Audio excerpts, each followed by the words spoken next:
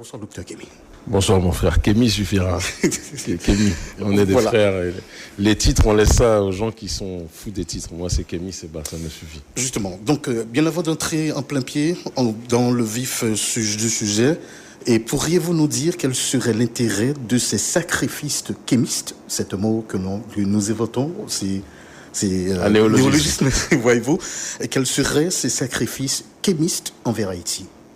Le sacrifice, il faut faire attention parce qu'après on va aller sur d'autres déclinaisons, d'autres appellations. Les sacrifices de Kémy et de ses partisans, on pourrait peut-être synthétiser ça comme ça. Je pense qu'il n'y a pas de sacrifice suffisamment important pour la terre qui est la matrice du panafricanisme. Ça, c'est le premier point. Et je pense qu'on a trop tendance dans ce monde à l'oublier. La mère de mes deux enfants aînés disait « Dans sacrifice, il y a sacré ». Et je pense qu'il est important que l'on puisse se remémorer cette réflexion. La sacralité, c'est ce qui fera que notre peuple puisse retrouver le cadre de la transcendance.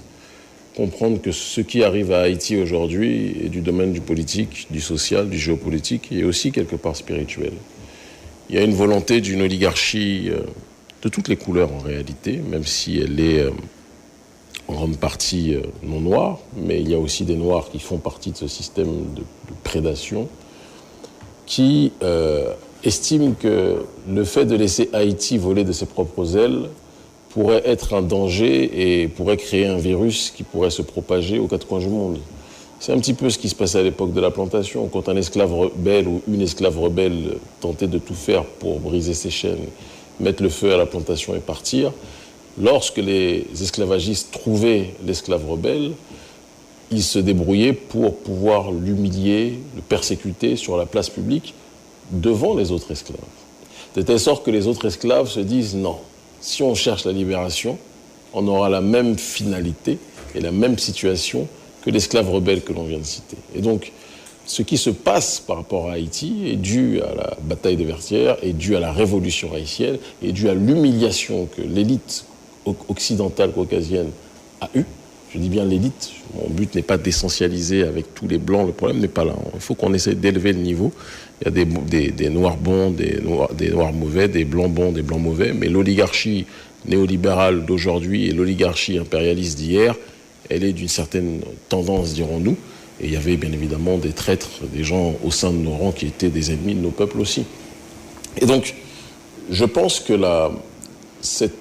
tout a été fait, tout a été planifié pour paralyser la vitalité d'Haïti, l'embourber dans des problèmes qu'on présente comme dus au mal, à la malédiction d'Haïti. Vous voyez même que ce sont des terminologies qui sont employées parfois par les médias pour justifier l'entredéchirement de nos populations, pour justifier le basculement et l'instabilité économique et politique. Moi, je pense que c'est savamment orchestré et que ce pays, en réalité, est occupé par des gens qui se présentent comme ses amis, mais qui sont, in fine, ses pires ennemis. Des amis qui vous disent qu'ils sont là pour vous aider, mais ne vous permettent pas de vous priver de l'aide, sont en réalité des gens qui veulent vous voir ad vitam aeternam contrôlés. Il n'y a pas un pays, à ma connaissance, qui est plus occupé par les ONG dans le monde que Haïti. Je crois que c'est le pays, c'est la Mecque des ONG occidentales, c'est la Mecque des détournements de fonds aussi sur le terrain politique, et je précise bien. Sinon, certains sont capables de comprendre complètement autre chose tellement l'esprit de certains est étriqué. Et je pense que la décolonisation sera bicéphale. Il faut une révolution citoyenne, je n'appelle pas aux armes ou autres, parce que dès qu'on exprime le terme révolution, certains rentrent en panique. Il faut une révolution des consciences, il faut une unité du prolétariat. Je l'ai dit à toutes mes interventions, je l'ai dit à certains chefs de groupe prétendument ou qualifiés d'armée, il faut que les gangs baissent les armes, que les gangs comprennent que ceux qui les ont armés ne leur veulent pas du bien, même s'ils les inondent parfois d'argent.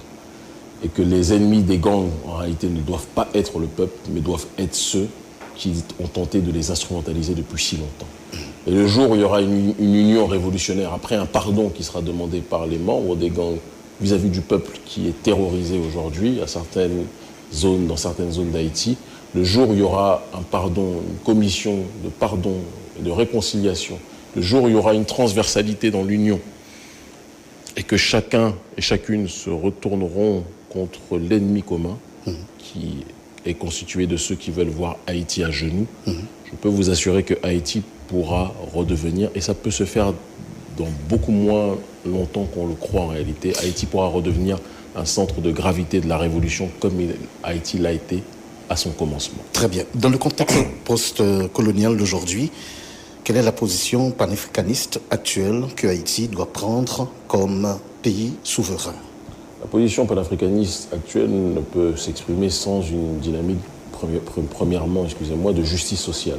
Il n'y a pas de panafricanisme sans justice sociale. On se rend compte aujourd'hui qu'il y a une minorité qui détient tous les leviers économiques du pays, qui vit dans une opulence des plus caractérisées, pendant que la quasi-totalité de la population vit dans une incroyable et indicible pauvreté.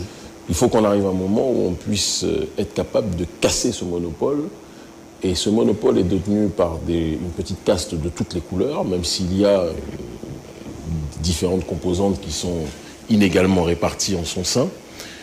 Il faut que cette caste, à un moment donné, soit elle comprenne qu'elle doit rendre ce qui a été pillé, soit que cette caste-là soit regardée dans les yeux par le peuple et que le peuple prenne ses responsabilités. Ça, c'est le premier point. Le deuxième point, je pense qu'il va falloir à un moment donné s'exprimer comme nous l'avons fait en Afrique et comme nous le faisons continuellement en Afrique francophone ou ailleurs, contre les puissances coloniales.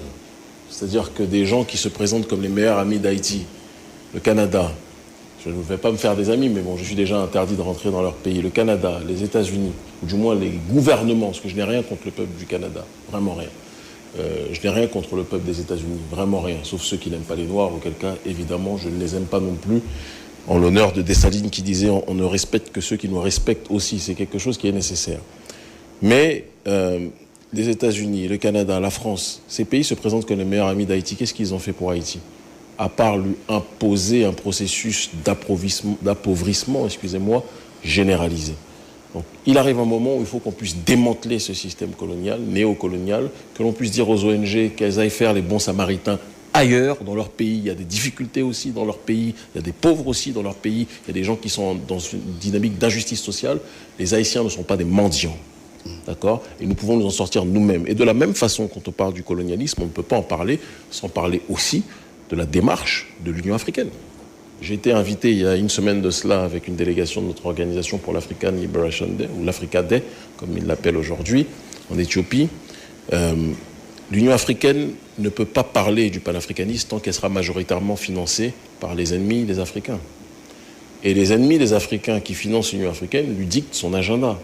Et lorsqu'on est dans une démarche aujourd'hui où on envoie des policiers, non pas pour lutter contre la petite caste qui détient le monopole financier et économique et qui asphyxie la population, mais qu'on envoie des armées pour lutter contre des frères qui ont été armés par cette petite caste, en réalité, on fait le tour du problème, on fait des circonvolutions, mais on ne rentre pas dans le centre des choses. Et donc, je pense que le vrai problème aujourd'hui d'Haïti, c'est une partie de l'élite, pour ne pas dire une très grande partie, je ne veux pas essentialiser, parce que je sais qu'il y a des gens qui sont bons dedans, mais il y a une partie qui est noyée et vautrée dans la corruption, il faut qu'on en parle, et il y a une partie qui est censée diriger Haïti, mais qui prend ses ordres à Washington, à Paris ou au Canada.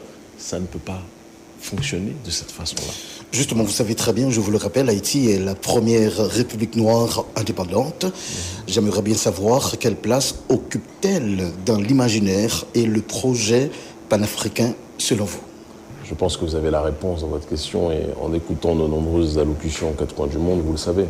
On peut trouver aujourd'hui sur n'importe quelle plateforme numérique mes interventions où j'exhorte notre peuple, qu'il soit sur le continent africain ou qu'il soit aux Antilles. Il y a une conférence, je crois, on était en Guadeloupe devant 1500 sympathisants. Et j'ai dit qu'il va falloir que tout le monde, et c'était le cas de bon nombre de mes partisans. Et cela avec le panafricanisme contemporain. Comment? Contemporain, le panafricanisme contemporain. Oui, justement. C'est dans le cadre du panafricanisme contemporain et nous exhortions et nous exhortons tous les nôtres à respecter Haïti. Mais il est important aussi, quand vous demandez quelle est la place qu'occupe Haïti dans le cadre du panafricanisme, de se rappeler que le panafricanisme est né ici. Le panafricanisme n'est pas né ailleurs. Le panafricanisme, c'est l'unité des diverses formes d'africanité dans le but d'obtenir une collective souveraineté. Qu'est-ce qui s'est passé avec la cérémonie du bois caïman? Qu'est-ce qui s'est passé avec la bataille de Vertières? qu'est-ce qui s'est passé avec la révolution haïtienne?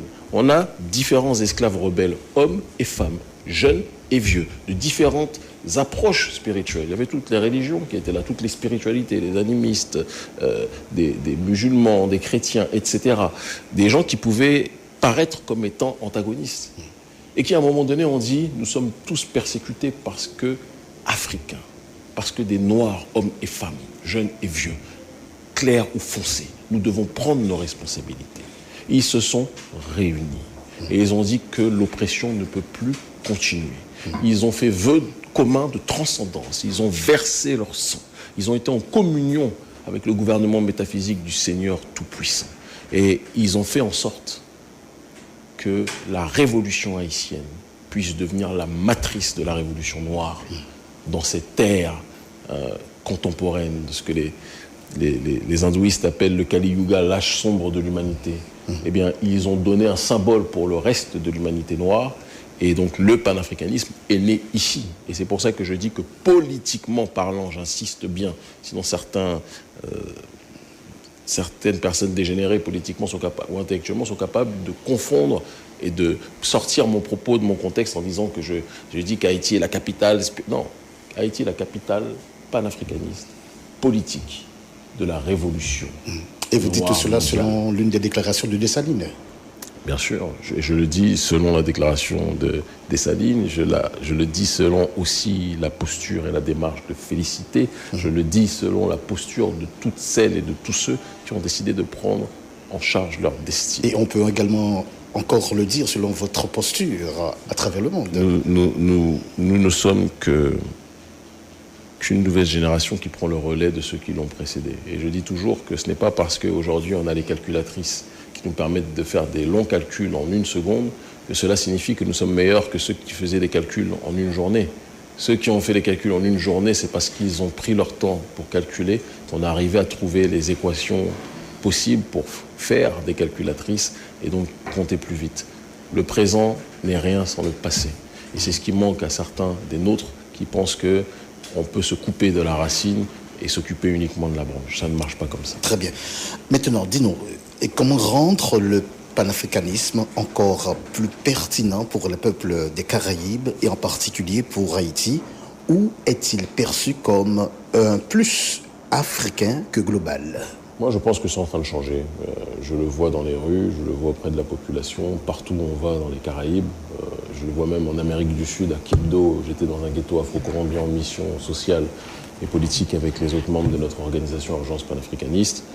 Le panafricanisme n'a jamais été autant, j'ai envie de dire, tendance qu'aujourd'hui. Et je pense qu'on a largement contribué à le rendre intelligible pour beaucoup de gens. Quand on dit panafricanisme, on parle d'unité. Et vous savez, le peuple veut l'unité. Ce sont les élites qui passent leur temps à nous diviser. Le peuple veut l'unité. Le peuple veut la solidarité. Le peuple est fatigué de ces antagonismes créés par des forces exogènes qui veulent nous déstabiliser. Et donc, je crois que le panafricanisme, les gens comprennent, à partir du moment où ils se rappellent l'histoire, qu'Haïti ne va pas incorporer une doctrine étrangère. Haïti va juste récupérer ce qui est né de ses entrailles. Vous comprenez? Et donc, cette dynamique et cette idéologie se répand dans l'esprit de beaucoup de gens. Il suffit de voir, je pense, l'effervescence autour de nos sorties médiatiques et politiques et comprendre que nous sommes dans une stratégie à court, moyen, long terme. Et notre objectif, c'est de transformer, j'insiste beaucoup dessus, quand on parle de transformer les mentalités, c'est de transformer le tissu social et politique du pays. Et pour cela, il faut parler à tout le monde. La logique qui consiste à stigmatiser une partie parce que certains agissent mal, à mon sens, c'est une erreur. Il faut parler à ceux qui agissent mal et leur dire qu'il n'est jamais trop tard pour agir bien. C'est-à-dire donc le panafricanisme est africain dans le sens global. Comme son nom l'indique, pana, unité, africanisme. Je pense tous les Africains partout. Donc à partir de ce moment-là, ils ont leur place dans cette lutte. Mais tous. Et rappelons que le panafricanisme, j'insiste, est né non seulement ici, mais il est né dans la diaspora. Donc la diaspora, la Caraïbe, les Caraïbes ont une responsabilité de se réimprégner de ceux qu'ils ont engendrés. Il n'y aurait pas de Kémy Séba s'il n'y avait pas des gens comme vous, s'il n'y avait pas Haïti. Et donc, quand je vois parfois des commentaires, on est noyé par les commentaires d'amour et d'affection de notre peuple, qui disent dans les messages privés qu'Kémy vient nous sauver. Non, je ne sauve pas. Je ne sauve pas Haïti. Je viens moi-même, comment dirais-je, payer ma dette à Haïti. Tous les Noirs du monde entier ont une dette vis-à-vis d'Haïti. J'ai une dette vis-à-vis d'Haïti. Je regrette de voir tant d'artistes, parfois haïtiens, qui ne comprennent pas la responsabilité que c'est d'honorer le pays. Et pour ceux qui nous écoutent, ils voudraient bien savoir quelle est donc cette dette en termes de qualificatif. Je vais me répéter, et je risque de me répéter. Quand on parle de dette, on parle d'un pays qui a engendré le processus du panafricanisme, qui a donné l'inspiration aux Noirs du monde entier de se rebeller, de s'organiser, de résister. Marcus Garvey, quand il fait l'UNIA, Marcus Garvey est dans cette démarche panafricaniste et nationaliste noire parce qu'il y a une république comme celle d'Haïti. Quand Malcolm X, fils d'un garvéiste, prend ses responsabilités, il y a la musique. Quand Malcolm X, fils d'un militant garvéiste, prêcheur garvéiste, prend ses responsabilités et rejoint une organisation nationaliste noire, Nation of Islam, qui elle-même, elle aussi s'inspire de la révolution haïtienne. Tout s'inspire de la révolution haïtienne. Parce que c'était une manifestation politique, même métaphysique, de l'élévation du peuple noir. Et donc, nous avons tous une dette. Et quand notre père ou notre mère est blessé, l'enfant qui passe en regardant son père ou sa mère qui baigne dans le sang et qui ne réagit pas est un enfant qui ne mérite pas de vivre. C'est tout. Dites-nous quoi, le panafricanisme impacte donc la position géopolitique ou psychologique d'Haïti dans le monde noir. J'ai pas compris, vous pouvez répéter la question? Donc, merci pour la musique. Donc, en quoi le panafricanisme impacte-t-il la position géopolitique ou psychologique d'Haïti dans le monde noir? Vous savez, il faut qu'on parle avec simplicité. Haïti a un positionnement géostratégique évident. Et c'est pour ça que les Américains ont toujours tout fait pour essayer d'endormir ce pays. Parce qu'ils ne veulent pas avoir un Cuba des années 60, version noire. Le jour où ce pays prend ses responsabilités et décide de se rappeler qu'il est le bastion de la résistance à l'impérialisme, vu sa proximité géographique avec les États-Unis, le jour où Haïti reprend conscience de son pouvoir politique, et le jour où Haïti décide, pour X ou Y raison, de faire un basculement géopolitique dans le cadre de l'ordre multipolaire, mais quels sont ceux qui seront les plus inquiets? C'est l'État profond américain, à cause de la proximité géographique. Et ils savent, les gens de l'État profond américain, le nombre de frères et de sœurs qui sont sur le territoire américain. Et ils ne veulent pas la contagion. C'est aussi simple que ça. Et donc, le positionnement géographique d'Haïti peut entraîner un bouleversement géopolitique mondial. Parce que si vous commencez à inquiéter l'oligarchie américaine, qui est la première puissance temporairement mondiale, ce qui risque de se passer, c'est qu'il y aura un bouleversement de l'ordre établi. Et c'est pour ça d'ailleurs que le gouvernement américain ne voulait pas qu'on traverse l'espace aérien américain. Ils savaient très bien que le fait qu'on vienne ici, c'est quelque chose qui pose problème pour eux. Mais c'est une erreur. Parce que même les États-Unis sont malades et devront être guéris. Un pays qui se bâtit sur les génocides des Indiens, sur l'esclavage de notre peuple, qui persécute tout ce qu'il trouve. Quand il vient voir les Indiens, il leur propose des cadeaux, des serviettes, et dans les serviettes, il y a des virus. Quel type de gens sont capables de fonctionner de cette façon-là? Nous avons une responsabilité ici. Je dis nous, parce que je suis haïtien. Je suis haïtien dans le cœur, je suis haïtien dans l'âme. Dans mon cœur, dans mon âme, respirent des êtres comme Dessalines. Nous sommes une continuité. Et nous avons la responsabilité de continuer ce qu'ils ont commencé. Et pour aller plus loin, de le terminer. Dans ce cas, que devrait faire Haïti pour être pratiquement un acteur central, dans le mouvement panafricain contemporain? Que devrait faire Haïti? Haïti, il faut que je pense... Dans le sens pratique. Il faut qu'on pose des questions qui sont très bonnes dans vos questions, mon cher frère, mais il faut qu'on pose des questions, je pense, dans une direction qui soit sans équivoque. Haïti ne doit pas chercher à avoir un rôle central dans le panafricain. Haïti doit être. Arrêtons de situer Haïti par rapport à d'autres entités. Haïti doit réexister. Haïti a préexisté à une époque où les autres n'avaient même pas d'existence légale. Aujourd'hui, Haïti doit réexister. Parce que si Haïti réexiste, le reste du monde noir va se relever. Oui, mais et juste pour finir, excusez-moi mon cher frère, nous avons tous un cœur. Certains, parfois, je me demande s'ils en ont, mais majoritairement, en tout cas, on a tous un cœur. Si votre cœur ne fonctionne plus, le corps ne vivra plus. Le monde noir, le corps du monde noir est en inertie totale et dans un coma parce que le cœur aujourd'hui est aux arrêts. Le cœur, c'est Haïti. Et l'électrochoc qui doit permettre au cœur de revivre, c'est justement le panafricanisme. C'est répandre cette idéologie qui rappelle à vous, moi et tous ceux qui sont dans ce plateau qu'on a beau vouloir se différencier, nous sommes tous issus de la même racine, du même peuple, de la même réalité, de ce que Charanta Diop disait, le même foyer civilisationnel. Et donc nous devons comprendre, tel que le dit et le stipule la philosophie de l'Ubuntu, tel que moi je le conceptualise quand je parle de la philosophie de l'Alodo, qui signifie en fondé l'entraide, le sort de l'un et le sort de l'autre.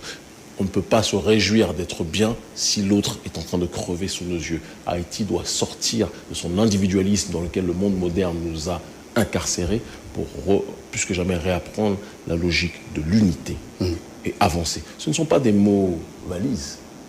Ce que je vous dis là, c'est ce message que nous avons imprégné dans les masses africaines depuis tant d'années. Et aujourd'hui, on en voit des résultats palpables. Ne négligeons pas une idée. Parce que dans ce monde moderne, on est tellement dans une acception matérielle. Si ce n'est pas quelque chose que vous pouvez toucher, vous dites oui, mais concret. Parce qu'on a abaissé le niveau de notre réflexion. Mais c'est l'idée qui est créatrice. Et quand vous déposez une idée dans la tête des gens, le processus de la libération est enclenché. Donc cette réexistence, bien avant de finir, cette réexistence doit se faire par qui? La réexistence de Haïti? Par le peuple haïtien, par la société civile haïtienne, par les différents corps qui constituent Haïti, par les femmes, par les hommes, par les jeunes hommes, par les différentes associations qui constituent le tissu social haïtien. Ça ne pourra se faire que comme ça. Et nous avons la responsabilité, l'urgence panafricaniste, avec d'autres, d'accompagner les nôtres dans ce processus. Kémy, nous voulons mettre fin à cette rencontre très spéciale sur Radio Tropicale avec cette question très importante pour nous autres. Rêvez-vous un jour d'un gouvernement haïtien panafricaniste? Je rêve d'un vrai gouvernement haïtien qui n'existe pas depuis très longtemps. Et le jour où il y aura un gouvernement haïtien, le panafricanisme, de facto, sera présent. Et j'insiste en disant une chose, parce que je sais qu'il y a des gens du gouvernement haïtien actuel qui vont nous regarder. Je vous aime, cher aîné. Et je sais qu'il y en a parmi vous qui veulent véritablement que les choses changent. À vous, nous sommes ensemble.